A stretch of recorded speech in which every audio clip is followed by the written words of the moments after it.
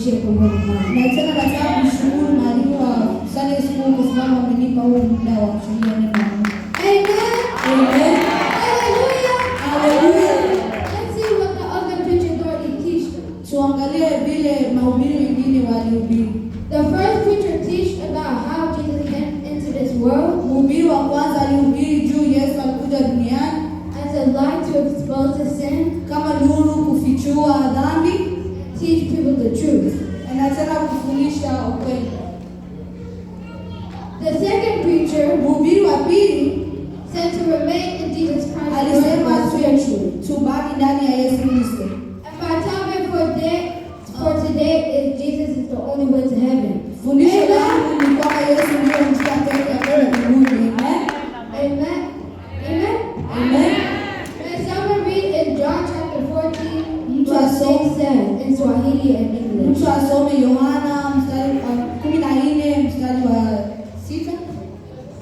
Verse 6. Ya mstari wa 6. Yohana 14 mstari wa 6. Yohana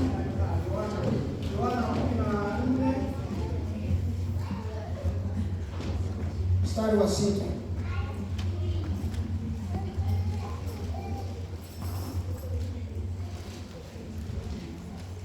Yohana 14 mstari wa 6.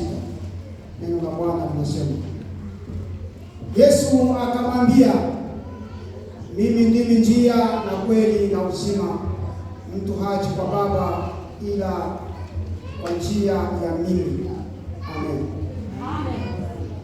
I read in English, John chapter 14, verse 6 says, Jesus answered, I am the way and the truth and the life. No one comes to the Father except through me. Amen.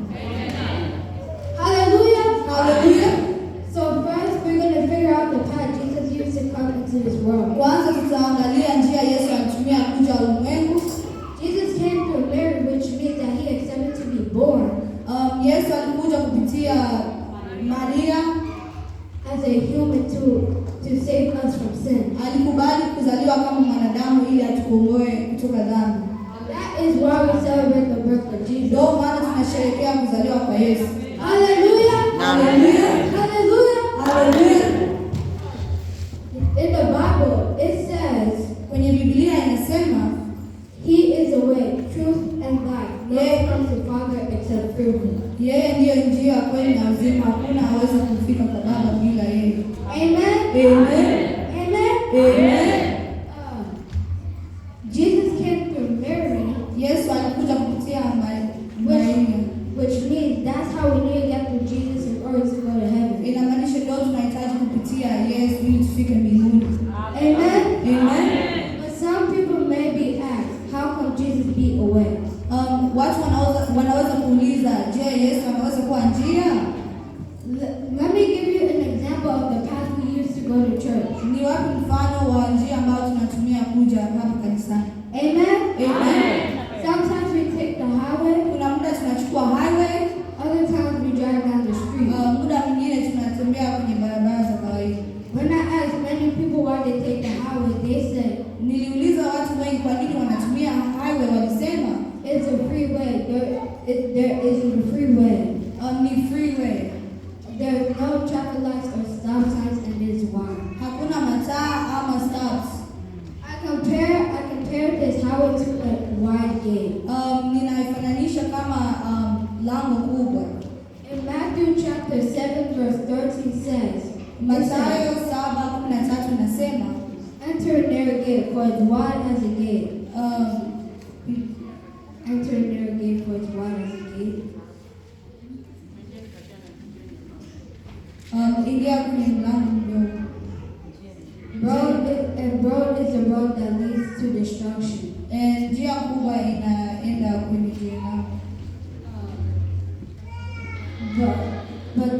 But many people enter throughout it. Wengi wanatumia ile njia kubwa. That's how many people like to enter the highway, because it gives them freedom to sin.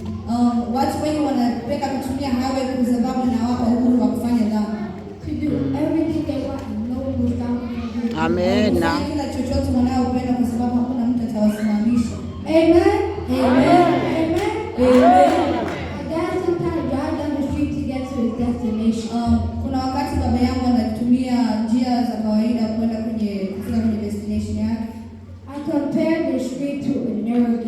hiyo street za kawaida ni kama lango ndogo. Driving down the street, you have to follow the rules. Wakati unaendesha kwenye barabara ni lazima ufuate sheria. There are traffic lights and pedestrians to watch for. Kuna watu ambao wanatembea na tena mataa ambao unahitaji kuangalia. Also, there are stop signs. Na tena kuna stops. That's how life when you enter a narrow gate. Ndo ilivyo ukiingia kwenye lango ndogo. In the Bible, it says, kwenye Biblia inasema, narrow is the gate, ndogo ni mlango, and small is the road that leads to life. Mlango ambao unaenda kwenye uzima. You also have to be watchful of our actions and behaviors. Ni lazima uwe makini kwenye tabia zako. Amen. Amen. Hallelujah. Hallelujah. If the Holy Spirit tells us to stop our bad behavior, we need to stop. Kama Roho Mtakatifu inakwambia uache tabia mbaya, lazima usimame.